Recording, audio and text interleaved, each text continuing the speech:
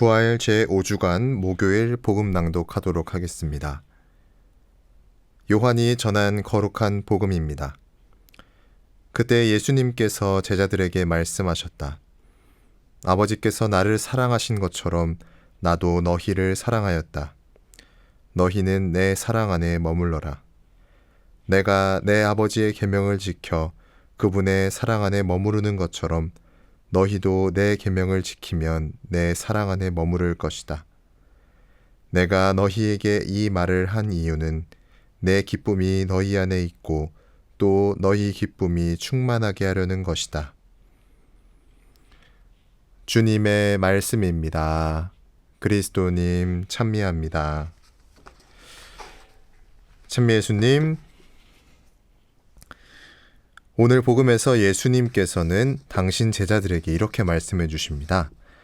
내가 내 아버지의 계명을 지켜 그분의 사랑 안에 머무르는 것처럼 너희도 내 계명을 지키면 내 사랑 안에 머무를 것이다. 예수님께서 제자들에게 들려주신 이 말씀이 우리에게는 어떻게 느껴지나요?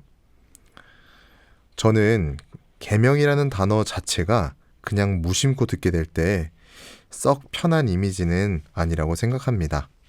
저만 그런 거 아니죠?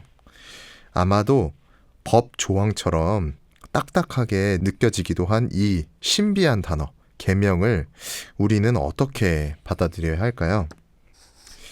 사실 이러한 오해를 했던 것이 비단 저만은 아니라고 생각합니다. 왜냐하면 이 계명에 집착해서 이스라엘 사람들은 무엇을 만들어냈나요? 이 율법을 만들어냈습니다. 613개 조항으로 이루어진 율법은 사실 10계명이라는 하느님께서 모세를 통해서 주신 계명에서 비롯된 것입니다. 이 10계명을 더욱 잘 지키기 위해서 그 계명이 뒤따르는 이 세부 사항들이 생겨난 것이죠. 그게 613개나 되는 것입니다.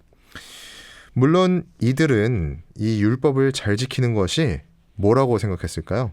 하느님 나라에 가는 방법이라고 생각했습니다. 그리고 더 정확하게 말하자면 하느님의 뜻을 실천하는 것이 바로 이 율법을 지키는 것이라고 여겼습니다. 그러니 이들의 행동도 사실은 목숨을 다해서 율법을 지키려고 했던 행동들도 우리 입장에서 볼 때도 이해할 수 있는 거죠. 오히려 좀 대단하다 이렇게 느낄 수도 있는 것입니다. 하지만 조금은 떨어져서 볼 때, 좀 멀리서 지켜볼 때 우리가 생각할 때는 그 본질을 잃으면 뭔가 변질되는 것을 발견하게 됩니다. 오늘 복음에서 예수님께서 계명을 지키는 본질에 대해서 사실 말씀해주고 계시거든요. 그 이유가 무엇일까요?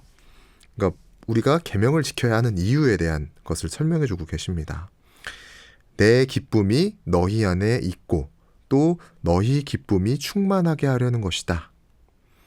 결국 계명을 지키는 것이 우리의 기쁨이 충만하게 만들어주시기 위해서 지키면 좋은 것이라고 말씀해 주시는 것이죠. 그러니까 계명을 안 지키면 너네 죽어 뭐 이렇게 얘기하시는 게 아니라 이것이 너희를 위한 것이다. 어떻게 보면 너희가 행복하게 살기 위해서 뒤따르는 것들이 바로 이런 것들을 해야 행복하게 사는 것이다 라고 예수님께서 말씀해 주시는 게 아닐까 생각합니다. 우리가 흔히 경험하는 것 중에, 목격하는 것 중에 이 사춘기에 있는 학생들이, 공부하고 싶지 않은 학생들이 아무리 부모님들이 공부하라고 해도 그 말 듣습니까? 절대 안 듣죠. 본인이 왜 필요한지, 무엇이 중요한지 느껴야지만 스스로 찾아서 공부를 하게 됩니다. 이 얘기는 바로 제 얘기입니다. 계명도 사실 우리가 지켜야 한다는 것을 스스로 느껴야 좋습니다. 우리가 그 필요성을 깨닫고 스스로 지킬 때 우리는 그 안에서 주님께서 주시는 자유를 느끼게 될 것입니다. 너희도 내 계명을 지키면 내 사랑 안에 머무를 것이다. 아멘.